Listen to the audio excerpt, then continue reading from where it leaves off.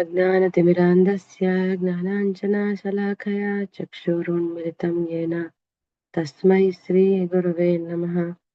श्रीचैतन्यमनोभीष्टं स्थापितं येन भूतले स्वयं रूप कदा मह्यं ददाति स्वपदान्तिकं। वन्देऽहं श्रीगुरो श्रीयुतापदकमलं श्रीगुरून् वैष्णवांश्च श्रीरूपां सागरजातां सहगणा रघुनाथान्वितां तां सजीवं साद्वैतं सावधूतं परिजनासहितं कृष्णचैतन्यदेवं श्रीराधाकृष्णपादान् सहगणा ललिता श्रीविशाखान्वितांश्च। हे कृष्ण करुणा सिन्धो दीनबन्धो जगत्पते गोपेश गोपिकान्त राधाकान्ता नमोऽस्तुते। तप्तकाञ्चन गौराङ्गी राधे वृन्दावनेश्वरी वृषभानुसुते देवी प्रणमामि हरिप्रिये। वाञ्छाकल्पतरुभ्यश्च कृपा सिन्धुभ्य एव च पतितानां पावनेभ्यो वैष्णवेभ्यो नमो नमः।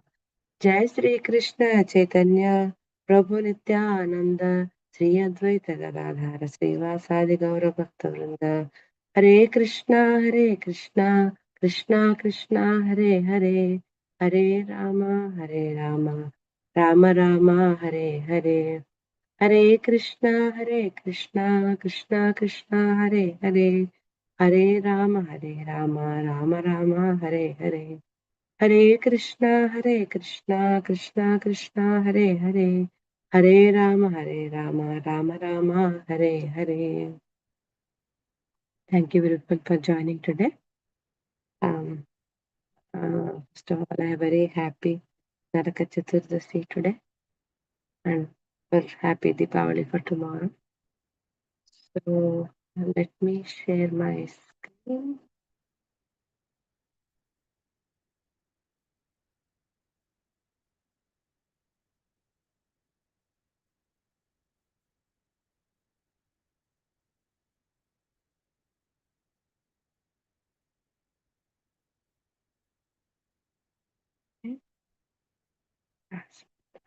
Okay.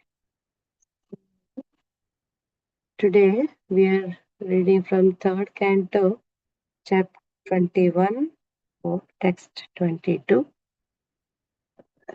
Let's first go through the words, translation, and purport, and then we'll see if we can have some discussion.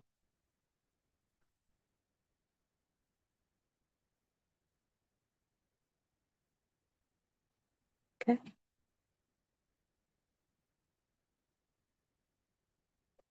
ऋषिर् उवाच इत्यव्यलीकं प्रणतोऽब्जनाभस् तमाभाभासे वचसामृतेन सुपर्णपक्षो परिरोचमान प्रेमस्मितोद्वीक्षण विभ्रमद्भ्रू। इत्यव्यलीकं प्रणतोऽब्जनाभस् तमाभाभासे वचसामृतेन सुपर्णपक्षो परिरोचमान प्रेमस्मितोद्वीक्षण विभ्रमद्भ्रू। Word to word translation. Rishi Uvacha, the great sage Maitreya said, iti, thus, avyalikam, sincerely, pranutaha, having been praised, abjanabha, Lord Vishnu, tam, to Kardamamuni, abhabhase, replied, vachasa, with words, amritena, as sweet as nectar, suparna, of Garuda, paksha, the shoulders, upari, upon, rochamana, shining, prema, of affection, smita, with a smile.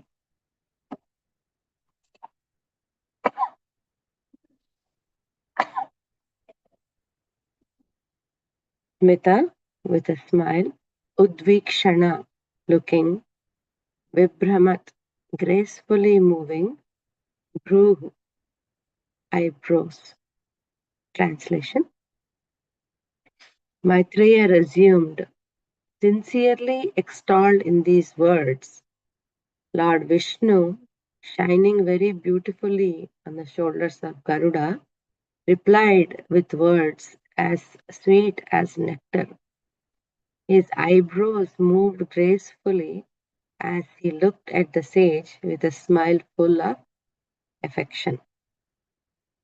Let's go through the purport.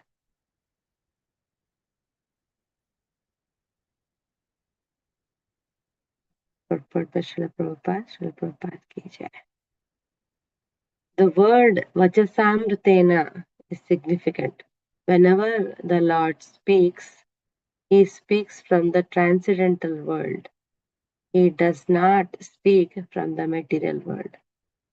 Since he is transcendental, his speech is also transcendental, as is his activity.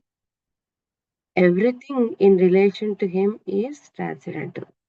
The word Amrita refers to one who does not meet with death.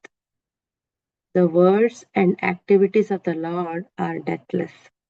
Therefore, they are not manufactured of this material world. The sound of this material world and that of the spiritual world are completely different. The sound of the spiritual world is nectarian and eternal, whereas the sound of the material world is hackneyed and subject to end. The sound of the holy name, Hare Krishna, Krishna Krishna, Hare Hare, everlastingly increases the enthusiasm of the chanter. If one repeats monotonous material words, he will feel exhausted. But if he chants Hare Krishna 24 hours a day, he will never feel exhausted. Rather, he will feel encouraged to continue chanting more and more. When the Lord replied to sage Kardama, the word Vachasamritena is specifically mentioned since he spoke from the transcendental world. He replied in transcendental words, and when he spoke, his eyebrows were moved with great affection. When a devotee praises the glories of the Lord is very satisfied, and he bestows his transcendental benediction upon the devotee without a reservation, because he is always causelessly merciful towards his devotee. So we'll read the verse one more time and see if we can have some discussion. Ityavyalikam pranutobjanabas tamaභavase vachasamritena suparnapaksho parirochamana prematvidodvikshana vipramadbro. I seek the blessings of all the Vaishnavas. I have no eligibility to speak on anything, nor do I have any realization or any knowledge. I'm just trying to repeat some of the knowledge or information I heard or I read, and I'm just like a puppet speaking. So I seek all of your blessings to have some meaningful discussion here. This chapter, the third canto, 21st chapter, is the conversation between Manu and Kardama Muni. So here, we have seen in the starting verses from verses 1 to 5, where Vidura was inquiring about Manu dynasty, and then after that, Kardama Muni gets the Lord's darshan. Now we are into the section where Kardama Muni offers several kinds of prayers to the Lord upon having darshan, feeling jubilant Kardama Muni offers several prayers to the Lord, and it is detailed explained from in the verses from 6 to 12 how Kardama Muni's personal darshan of the Lord was. Yeah, he saw, he says, the Lord was effulgent like sun. He was garlanded with white lotuses, white lilies, and yellow silk garments, and the lotus face surrounded with the dark locks of hair. So he gives a detailed vision of the Lord and how he is seeing when the Lord gave the darshan. So after that, and through his prayers, once he becomes joyful, he offers his obeisances, and through his prayers, he says, "My eyes have become perfect today because I had the wonderful and beautiful darshan of you." And he also talks about how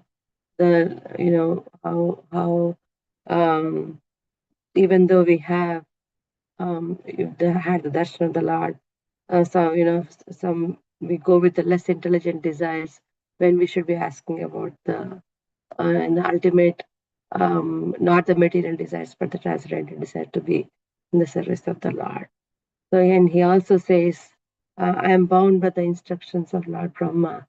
And in asking what I want to ask, which is to get a wife to actually do the progeny. That's the request that Brahma has said to get, so that we can have the progeny. So, and he also speaks how the surrendered souls will be liberated, who give up the worldly affairs and immerse themselves in the in discussing Krishna Katha and taking shelter of the lotus feet of the Lord.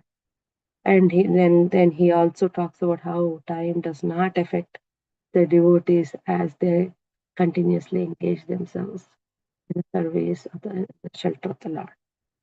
So, and he also goes on and says, he is and how Krishna is alone the creator, maintainer, and destroyer of these universes. And he also says, how even though it's not Lord's desire, but he still manifests the creation to just for our sensual satisfaction. And he requests to give his godless mercy upon us, and so that who has appeared like in his eternal form, and with the shining rays of Tulsi leaves.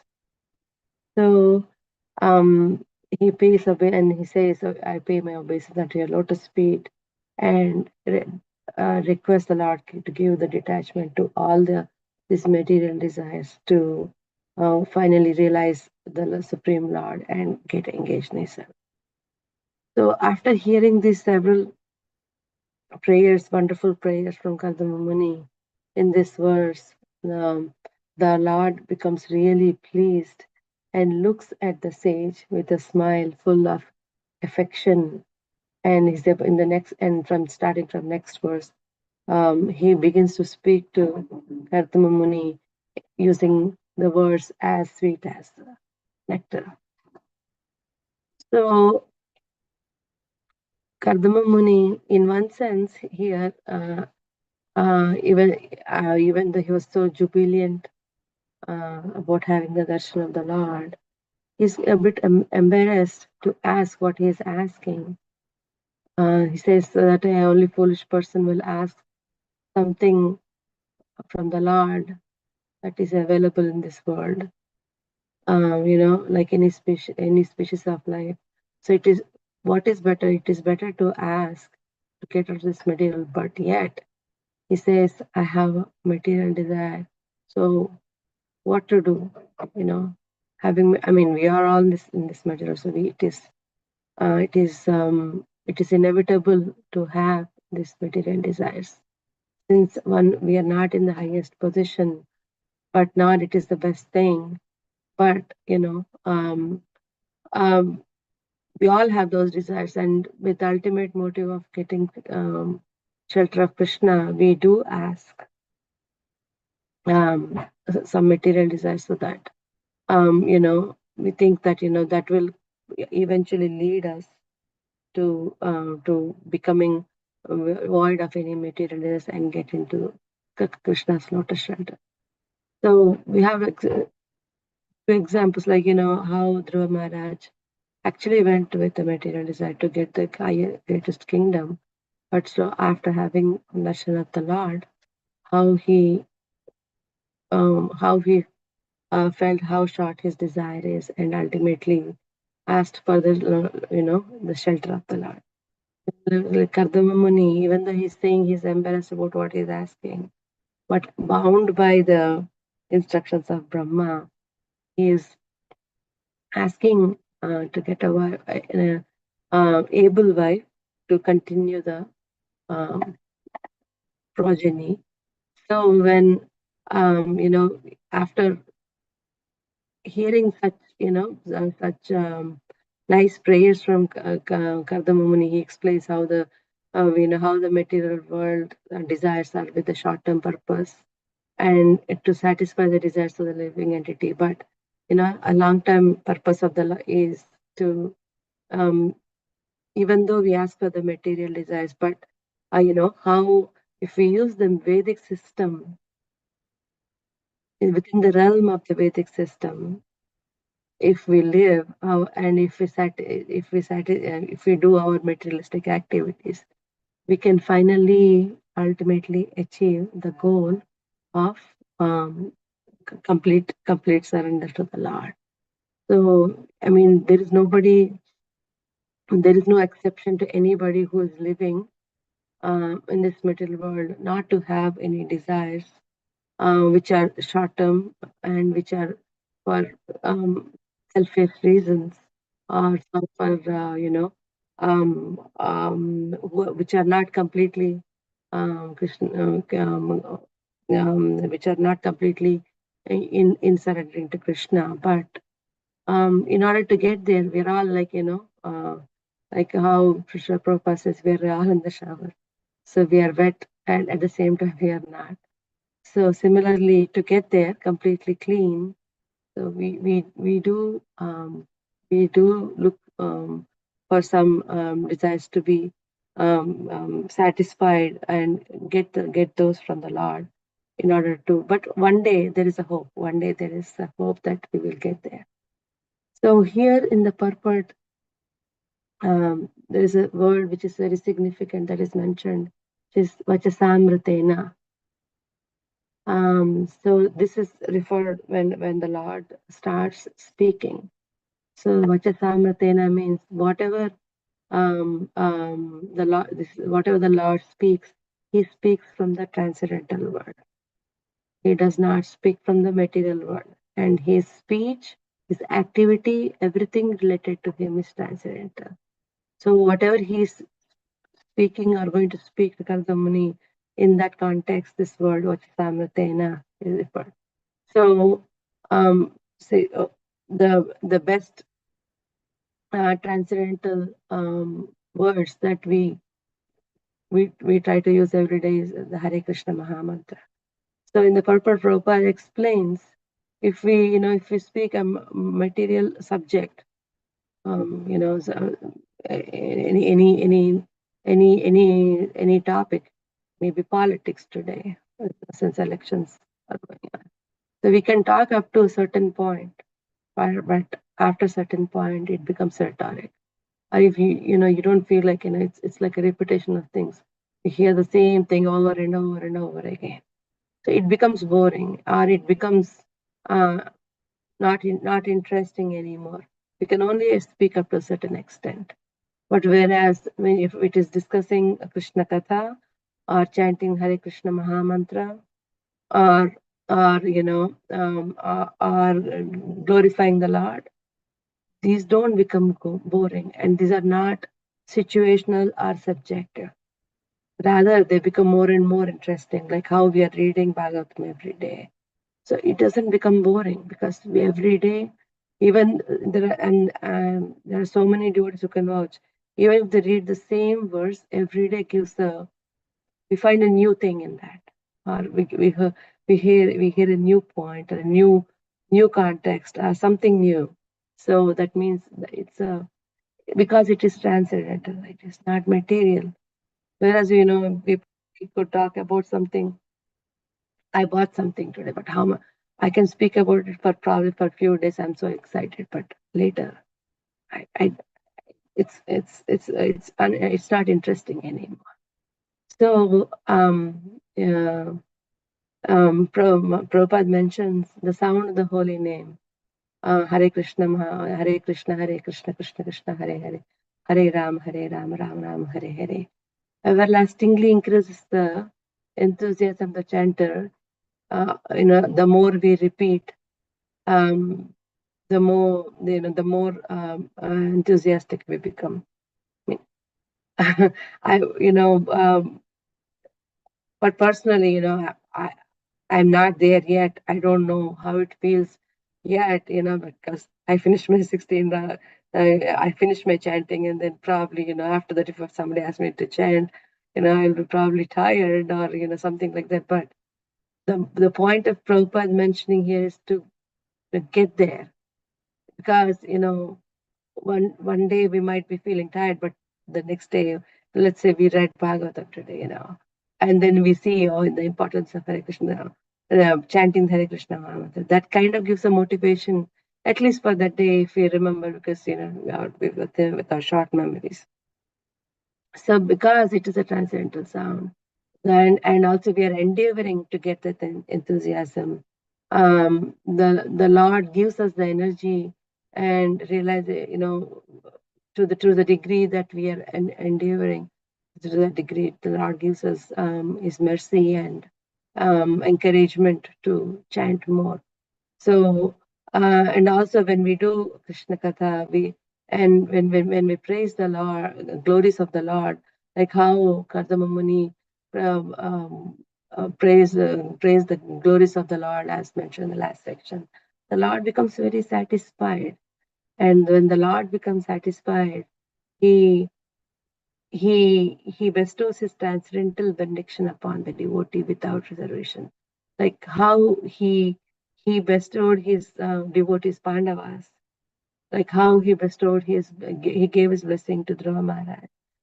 There are so many examples like that we have. So when we um, surrender to the Lord, and when we praise the glories of the Lord, and when the Lord becomes satisfied, and and he gives us the abundant benedictions so that we can progress nicely in our Krishna consciousness, or nicely in actually taking the shelter of the lotus feet of the Lord. So and even not only Bhagavatam, Bhagavad Gita, that Lord Himself spoke, that is also eternal. So we are still, I mean, it has been spoken quite a long time ago, but still we are reading, researching it on a daily basis. So, and because again, it is spoken by the Lord, and whatever He speaks is uh, transcendental. So, so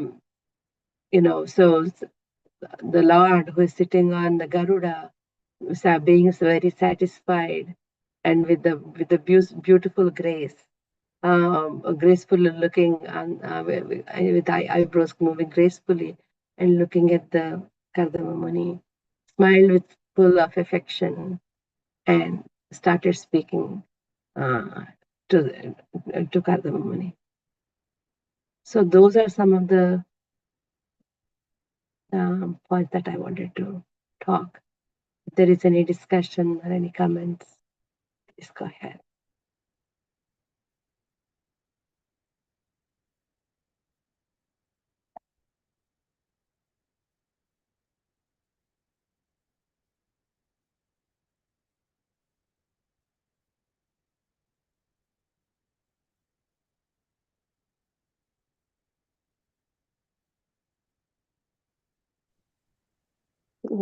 Hare Krishna. Please accept my humble obeisances, Mataji. All glories to Guru Maharaj, Srila Prabhupada. What came to my mind when you talked about the spiritual sound, we haven't experienced except for our chanting the Mahamantra or Krishna's holy names. What came to my mind is the Katha Ganam Natyam Gamanam. That is where every a word is a song, every step is a dance. It just came to my mind. We cannot even think about, imagine what it is like. The spiritual sound, the spiritual movement. Thank you so much, Mata. It's wonderful class, very detailed. Thank you, Mataji. Thank you for sharing a nice point. Thank you. Hare Krishna Mataji, please accept my humble obeisances. All glories to Prabhupada. Very descriptive and beautiful class, Mataji. This question about desires, I feel like a part of me understands and the part of me does not.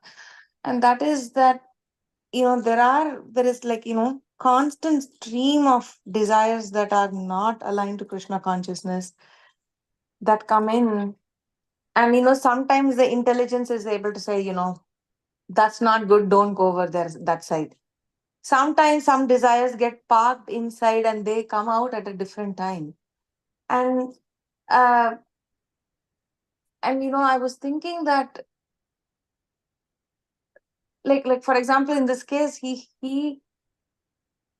went to the Lord, he offered beautiful prayers, and the Lord seemed satisfied too. And on the one hand, for him, it was a mandate from Brahma, so it wasn't totally out of alignment for out of the Lord's desire, right? But for us, it's not so.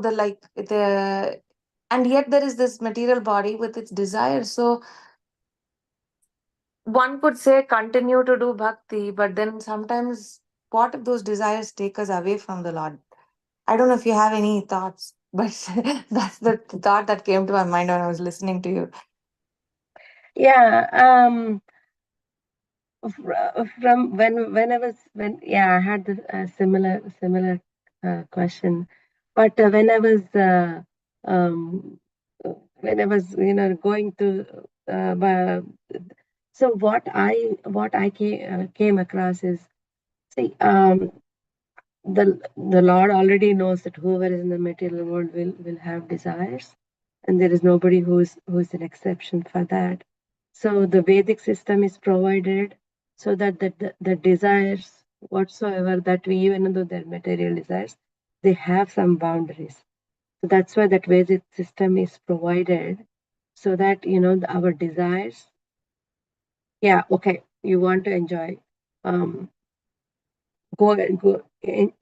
but enjoy, like how we tell the kids, okay, I want to go out. Yes, you can, but you have to come back by 9 o'clock. So like that, he's provided a system through which we can enjoy, but at the same time within the given guidelines. So the Vedas, the Vedic system is provided for that reason, so that yes, you will do the you'll accomplish your desires, but at the same time within the given realm, given boundaries by the Lord Himself. So I think that's why like yajnas and all these things, some of the sakama activities that we do. Even the goal is to get into come, but sakama activities are guided by the Vedic system principles. So that's what I came across. But I had the same question. Then if Kardama Muni is talking about having a material desire, what about us? We cannot even think. But that's the context I've seen. In order for us to still, still there are complete no's that we cannot do no matter what. But for the there are some agreeable, there are some completely non-agreeable. So the agreeable ones can be accomplished through that Vedic system. I hope that answered. Thank you, Hare Mataji. Krishna, Hare Krishna Mataji. Dandavat Pranam, all glories to Srila Prabhupada. Nice discussion. Hare Krishna, Prabhu. Actually, we came here to enjoy actually. And why are we thinking about I have a desire anyway? Right? So when the conditions apply, nobody can be out of this desire no matter what, because we are in the material world. Don't we sometimes we think that Good oh point, Prabhu. we are actually out of everything. We have become a devotee and we have surrendered, and Krishna gives everything else. Oh, okay, I don't have no desire. So that is the problem, fundamental problem in ours, that oh, I have become a devotee, I have no desire. How come that will happen? Because we are in the material world, and no matter what, that desire is still there till end of our life. But how to tolerate, what is the Krishna consciousness teaching us is how to tolerate that desire. That's all. But the desires keep coming no matter what, right? And this we may speak about oh, tolerate. That is also not easy. So there's basically following up Krishna consciousness is building up our strength in tolerating situations. What happens? Forget about Krishna consciousness. The people get aged. If some problems arises in the for a little children, they cannot tolerate. They will cry. They will bombard. They will do everything. But the same children, same child like me. I was a child earlier, and today, after years, for that kind of small thing, I have a strength to tolerate myself. Hey, that's a little thing. What's the big deal in it? Right? So that is comes by experience as aging goes on. Similarly, when we are in Krishna conscious, we don't know where we develop that kind of a strength because of the reading Bhagavatam, reading, hearing, and then being an association of devotees. We look at each other or look at that person. How is he? How is he doing it? Because he looked at another person and he saw all the way Prabhupada. If you look at it, I remember that once there was a husband-wife problem, and somebody goes to Radhanath Maharaj, and then was kind of a conflict. And Radhanath Maharaj explained so many things, how to tolerate. And Maharaj said, the way Prabhupada tolerated us, that means he was telling all his disciples, how Prabhupada tolerated his own disciples, because people didn't know anything about anything. But how he tolerated, and how because of the tolerating, uh, all the disciples grew on their own. Similarly, we have to tolerate and we have to give. This is natural.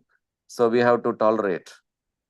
That in that way, we will also get that strength and develop that one point of time. But no matter what, desires will be there. This is my 2 cents on this, Mataji. Thank you, Prabhu. Yeah, Hare that Krishna. sounds like Hare Krishna. Hare Krishna, Mataji. Please accept my humble obeisances. All glories to Srila Prabhupada. Thanks, Varsana Mataji, for asking such a nice question, and Balram Prasad Prabhu for giving some points. A couple of weeks ago, when we were having this topic, somehow my husband and myself, we were like reading this verse. We always say this as a hope-giving verse. 2nd canto, 3rd chapter, and 10th verse. Akamaha sarva kamo va moksha kama udaradi. Tivrena bhakti yogena jajate purusham param. Translation is, a person who has broader intelligence, whether he be full of all material desire, without any material desire, or desiring liberation, must by all means worship the supreme whole, the personality of Godhead. And its purport is so beautiful. Whenever we read that, we personally feel like it's a very hope-giving verse, actually. Whatever it is, just do the bhakti process. Just surrender. Do that. We are all trying to our capability. So I was thinking when Varsana Mataji was asking that question, actually. Thank you. Thanks for a nice discussion. Thank you, Mataji. Okay. Anything else? I think we are over time. So, okay. I think, okay, then there is no more discussion. We can end the call. Pranam Bhavane Krishna. Anantakoti Vaishnavanda ki jai. You all have a nice Deepavali. Thank you. Hare Krishna.